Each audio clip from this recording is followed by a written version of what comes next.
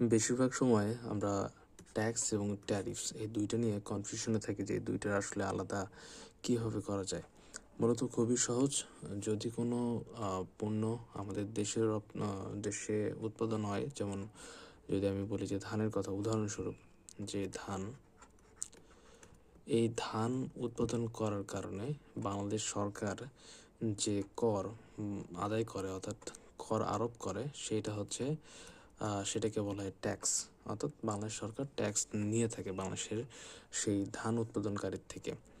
আবার যদি একইভাবে এখানে আমরা বলি যে যদি কোনো পণ্য বিদেশ থেকে, অর্থাৎ আমি এখানে যদি উদাহরণস্বরূপ বলি যে কোনো একটা পণ্য আপনি চাচ্ছেন যে পাকিস্তান থেকে নিয়ে আসবেন, সেই পণ্যের উপর যে কর যে কর আরোপ করা হয় সেটাকে বলা হয় ট্যারিফ। সেখানে কিন্তু আর আপনি ট্যাক্স বলতে পারবেন না, সেইখানে আপনাকে বলতে হবে সেই জিনিসটাকে আপনাকে ট্যারিফ বলতে হবে, অর্থাৎ শুল্ক বলতে হবে।